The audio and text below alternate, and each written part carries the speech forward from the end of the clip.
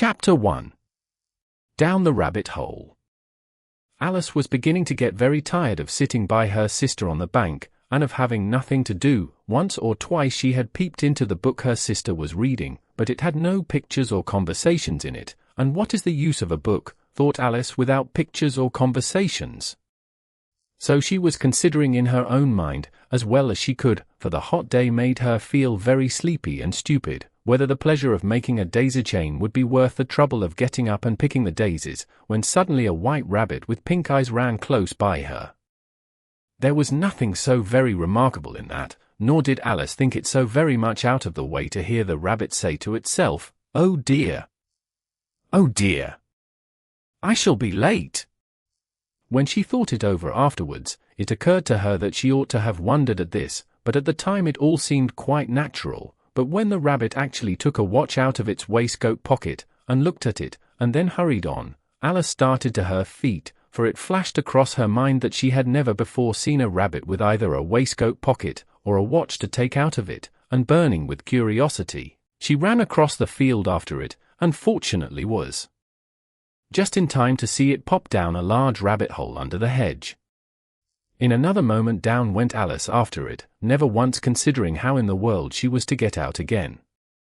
The rabbit hole went straight on like a tunnel for some way, and then dipped suddenly down, so suddenly that Alice had not a moment to think about stopping herself before she found herself falling down a very deep well. Either the well was very deep, or she fell very slowly, for she had plenty of time as she went down to look about her and to wonder what was going to happen next. First, she tried to look down and make out what she was coming to, but it was too dark to see anything. Then she looked at the sides of the well, and noticed that they were filled with cupboards and bookshelves. Here and there she saw maps and pictures hung upon pegs. She took down a jar from one of the shelves as she passed. It was labeled orange marmalade, but to her great disappointment it was empty. She did not like to drop the jar for fear of killing somebody underneath, so managed to put it into one of the cupboards as she fell past it. Well, thought Alice to herself, after such a fall as this, I shall think nothing of tumbling downstairs. How brave they'll all think me at home. Why, I wouldn't say anything about it, even if I fell off the top of the house. Which was very likely true. Down, down, down. Would the fall never come to an end? I wonder how many miles I've fallen by this time, she said aloud. I must be getting somewhere near the center of the earth. Let me see, that would be 4,000 miles down, I think, for, you see, Alice had learnt several things of this sort in her lessons in the schoolroom, and though this was not a very good opportunity for showing off her knowledge, as there was no one to listen to her, still it was good practice to say it over. Yes, that's about the right distance, but then I wonder what latitude or longitude I've got to. Alice had no idea what latitude was, or longitude either, but thought they were nice grand words to say. Presently she began again. I wonder if I shall fall right through the earth. How funny it'll seem to come out among the people that walk with their heads downward. The antipathies, I think. She was rather glad there was no one listening, this time, as it didn't sound at all the right word, but I shall have to ask them what the name of the country is, you know. Please, is this New Zealand or Australia? And she tried to curtsy as she spoke. Fancy curtsying as you're falling through the air. Do you think you could manage it? And what an ignorant little girl she'll think me for asking. No, it'll never do to ask. Perhaps I shall see it written up somewhere. Down, down, down. There was nothing else to do, so Alice soon began talking again. Dinah'll miss me very much tonight, I should think. Dinah was the cat. I hope they'll remember her saucer of milk at tea time. Dinah, my dear. I wish you were down here with me. There are no mice in the air, I'm afraid, but you might catch a bat, and that's very like a mouse, you know. But do cats eat bats, I wonder? And here Alice began to get rather sleepy, and went on saying to herself, in a dreamy sort of way, do cats eat bats? Do cats eat bats, and sometimes, do bats eat cats? For, you see, as she couldn't answer either question, it didn't much matter which way she put it. She felt that she was dozing off, and had just begun to dream that she was walking hand in hand with Dinah, and saying to her very earnestly, "Now, Dinah, tell me the truth, did you ever eat a bat?" when suddenly, thump! Thump! Down she came upon a heap of sticks and dry leaves, and the fall was over. Alice was not a bit hurt, and she jumped up onto her feet in a moment. She looked up, but it was all dark overhead. Before her was another long passage, and the White Rabbit was still in sight, hurrying down it. There was not a moment to be lost. Away went Alice like the wind, and was just in time to hear it say, as it turned a corner, "Oh my ears and whiskers, how late it's getting." She was close behind it when she turned the corner, but the rabbit was no longer to be seen. She found herself in a long, low hall, which was lit up by a row of lamps hanging from the roof. There were doors all round the hall, but they were all locked, and when Alice had been all the way down one side and up the other, trying every door, she walked sadly down the middle, wondering how she was ever to get out again. Suddenly she came upon a little three-legged table, all made of solid glass. There was nothing on it except a tiny golden key, and Alice's first thought was that it might belong to one of the doors of the hall, but, alas! Either the locks were too large, or the key was too small, but at any rate it would not open any of them.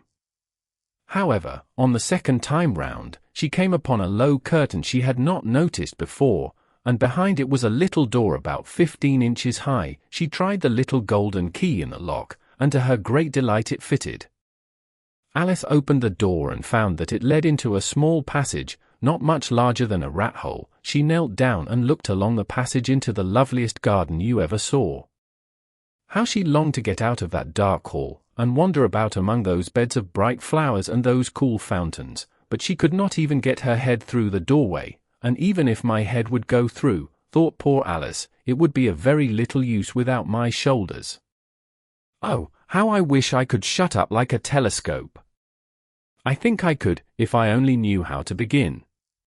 For, you see, so many out-of-the-way things had happened lately, that Alice had begun to think that very few things indeed were really impossible. There seemed to be no use in waiting by the little door, so she went back to the table, half hoping she might find another key on it, or at any rate a book of rules for shutting people up like telescopes. This time she found a little bottle on it, which certainly was not here before, said Alice, and round the neck of the bottle was a paper label, with the words "Drink Me" beautifully printed on it in large letters. It was all very well to say "Drink me," but the wise little Alice was not going to do that in a hurry.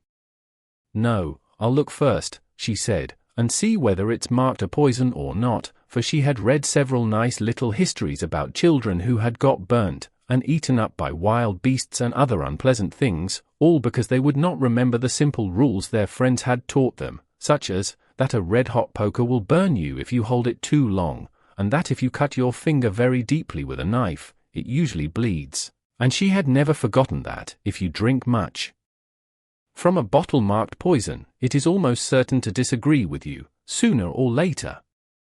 However, this bottle was not marked poison, so Alice ventured to taste it, and finding it very nice, it had, in fact, a sort of mixed flavour of cherry tart, custard, pineapple, roast turkey, toffee, and hot buttered toast. She very soon finished it off.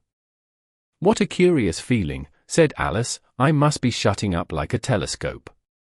And so it was indeed. She was now only 10 inches high, and her face brightened up at the thought that she was now the right size for going through the little door into that lovely garden. First, however, she waited for a few minutes to see if she was going to shrink any further. She felt a little nervous about this, for it might end, you know, said Alice to herself, in my going out altogether, like a candle. I wonder what I should be like then. And she tried to fancy what the flame of a candle is like after the candle is blown out, for she could not remember ever having seen such a thing. After a while, finding that nothing more happened, she decided on going into the garden at once, but alas for poor Alice! When she got to the door, she found she had forgotten the little golden key, and when she went back to the table for it, she found she could not possibly reach it. She could see it quite plainly through the glass, and she tried her best to climb up one of the legs of the table, but it was too slippery, and when she had tired herself out with trying, the poor little thing sat down and cried. "Come, there's no use in crying like that," said Alice to herself, rather sharply. "I advise you to leave off this minute." She generally gave herself very good advice, though she very seldom followed it, and sometimes she scolded herself so severely as to bring tears into her eyes, and once she remembered trying to box her own ears for having cheated herself in a game of croquet she was playing against herself, for this curious child was very fond of pretending to be two people. "But it's no use now," thought poor Alice, "to pretend to be two people. Why, there's hardly enough of me left to make one respectable person." Soon her eye fell on a little glass box that was lying under the table. She opened it, and found in it a very small cake, on which the words "Leet me" were beautifully marked in currants. "Well, I'll eat it," said Alice, "and if it makes me grow larger, I can reach the key, and if it makes me grow smaller, I can creep under the door, so either way I'll get into the garden, and I don't care which happens." She ate a little bit, and said anxiously to herself, "Which way?" Which way, holding her hand on the top of her head to feel which way it was growing, and she was quite surprised to find that she remained the same size. To be sure, this generally happens when one eats cake, but Alice had got so much into the way of expecting nothing but out-of-the-way things to happen, that it seemed quite dull and stupid for life to go on in the common way. So she set to work, and very soon finished off the cake.